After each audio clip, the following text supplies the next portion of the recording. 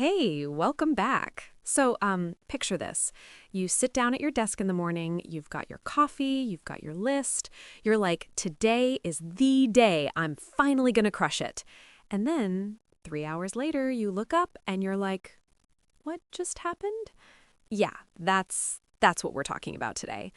I'm Jenna. I'm part of the Sulum team, and I've got Kevin here with me. He's our subject matter expert, and we are going to unpack this thing we're calling driven to distraction.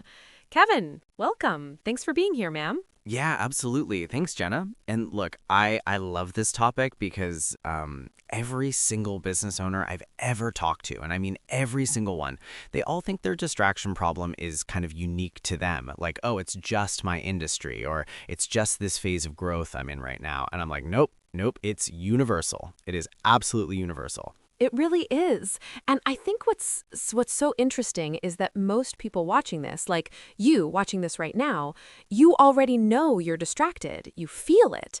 But maybe you haven't quite put your finger on like, what is it actually costing me? You know what I mean? Right, exactly. And that's the kicker because distraction doesn't feel like a business problem. It feels like a personal failing, like I just need more discipline or I need a better morning routine or whatever. And not that is actually the wrong diagnosis, completely wrong. Ooh, okay. Say more about that. So here's the thing. There's a stat that I keep coming back to. 80% of employees, and this includes the boss, right? This includes the business owner. 80% say they can't make it through a single hour of work without getting distracted, not 1 hour. And then when you zoom out to the weekly view, people are losing up to 25% of their entire work week to distractions. A quarter of your week just gone. When you actually say that out loud, it's kind of horrifying. It is horrifying. And then for business owners, specifically entrepreneurs, they're spending 36% of their week, more than a third, on administrative tasks, not strategy, not the stuff that actually grows revenue, admin, stuff that in a lot of cases someone else could be doing. I think that's where it starts to get real for people, because we're not just talking about scrolling Instagram for 5 minutes. We're talking about a structural problem that is silently eating your business alive. Okay, so let's dig into what's actually driving this, because I think there's like a surface level answer and then there's the real answer. And I feel like most people only ever get the surface answer. Yeah, totally. So the surface answer is, phones, social media, Slack, email notifications, all of that. And look, that's real. People spend like 6.5 hours online every day.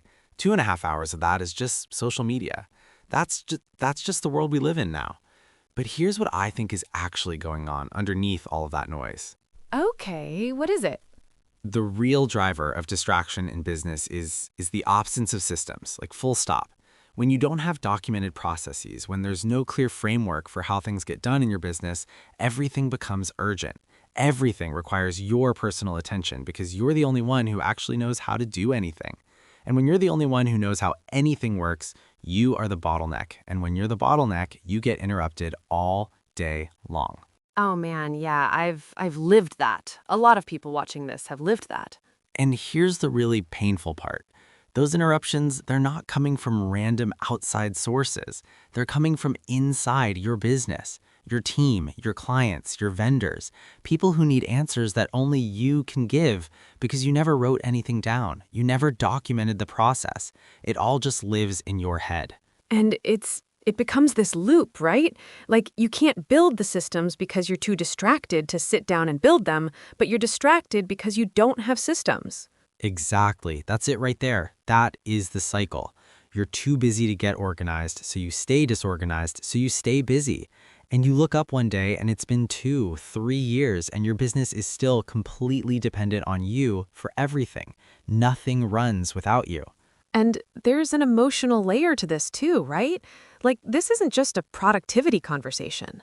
Oh, it absolutely is. And the data on this is, it's pretty sobering. 87.7% of small business owners are dealing with some kind of mental health struggle. Nearly 35% report actual burnout. And you know what they blame? Long hours and, quote, constant focus on work. But here's the irony that nobody talks about. They're not working on the right things. They're not focused on the right stuff. They're just reacting all day, every day. Busy but not effective. I call them busy fools. And I mean that with total compassion, by the way, because I've been there. But that's the pattern. You look productive, you're definitely working hard, but at the end of the week, you couldn't point to one thing you moved forward in any meaningful way. And I think, like, if that's landing for you right now, just sit with that for a second. Because that feeling of spinning your wheels, that feeling of being overwhelmed even though you're doing everything, that's not a you problem. That is a design problem. Your business was designed that way by accident. So, let's talk about what this actually costs, like in real numbers. Because I think sometimes people hear this stuff and they kind of nod along and they're like, yeah, I know I'm distracted. But they never actually connect it to the real dollar figure walking out the door. Yeah, and this is where it gets uncomfortable. So think about this. If you're losing 25% of your work week to distraction, and you're a business owner making, say, $250,000 a year, that's $60,000 gone. Not because you're lazy, not because you don't care, but because you have no system protecting your time and your attention. Wow. And that's just the direct math. That doesn't include the deals you didn't close because you were too scattered to follow up properly. The growth opportunities you didn't pursue because you were buried in operations. The team you didn't build because you were too busy doing their jobs for them. And we see this, like, all the time. I think about some of the businesses we work with here at Sulum. There was this e-commerce owner, Steven, and when he first came to us, he was genuinely doing everything himself, like everything. And you know what happened? After working with a VSA, a virtual systems architect, within about 30 days, his total sales went up 251%. Profit jumped 450%. Because he finally got out of his own way. Because someone else was handling the grind, the daily task work, so he could actually focus on the high-value stuff, the stuff only he could do. And that's the key insight of this whole lesson. It's not about working harder. It's not about, finding some new productivity app or hacking your morning routine.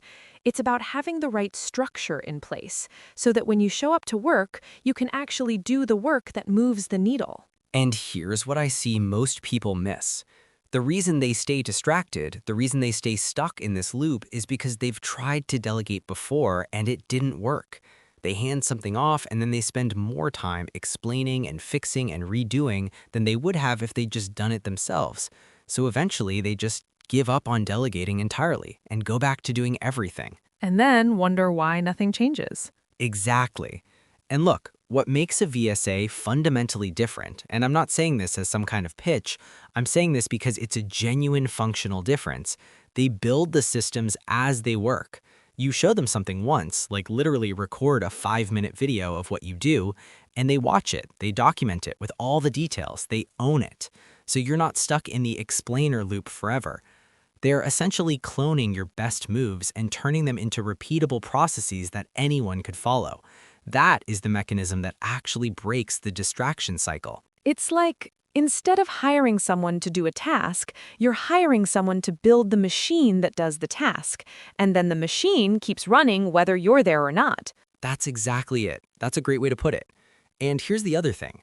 Sulum works across 40-plus industries: real estate, financial services, marketing agencies, health and fitness, food and beverage, you name it. The distraction problem doesn't care what industry you're in, and neither does the solution. All right, let me pull this all together because there's a lot we covered today and I want it to actually land. So we came into this talking about driven to distraction. And I think what Kevin has really laid out piece by piece is that this is not a willpower problem. This is not a discipline problem. The distraction epidemic in your business, it's a systems problem, full stop. Yeah, and that's the thing that trips people up, because when you feel scattered and overwhelmed, your brain says, I need to get more focused, I need more willpower. But that's like trying to solve a plumbing problem by thinking harder. You need the right infrastructure. When nothing is documented, when everything lives in your head, when your whole business runs on improvisation, everything becomes urgent. And when everything is urgent, you never have time for the things that actually matter. And the cost of that, we talked about this. The cost is enormous in lost revenue, in missed growth, in your own, honestly, in your own sanity and your freedom. And that's the part that hits the hardest. Because most people who started a business, they did it for freedom. They did it to control their time, to build something, to not answer to anyone. And instead, what they built was a very complicated job that they can't escape. That's the most honest thing anyone can say about this. You traded a job you could leave at 5 o'clock for a business that never lets you go. Right. So here's where I want to land this. If what we talked about today hit a nerve, and honestly, if you made it this far, it probably did. The gap between where you are right now and where you actually want to be is almost never a strategy gap. It's almost always an execution gap, a systems gap.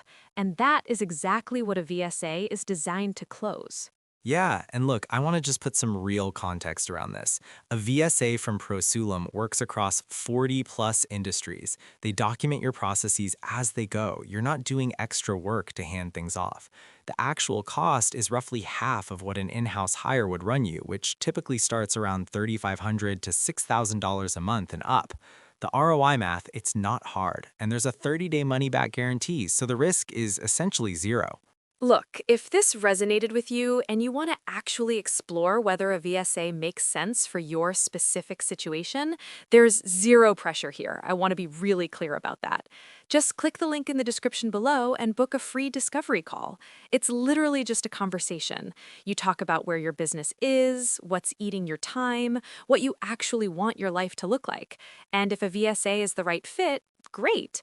If it's not, you'll still walk away with clarity you didn't have before. And hey, if you want to take a quick first step before that, there's a free quiz at quiz.myprosulum.com. It takes about 2 minutes. It'll tell you your business's systematization score and show you exactly where your time is leaking and what to fix first. It's actually really eye-opening. It is, like, genuinely useful. All right, that is it for this lesson. I'm Jenna, he's Kevin, we are with the Sulum team. If you got value out of this, drop a comment, share it with another business owner who needs to hear it, and we will catch you in the next one. Take care, everybody. See ya!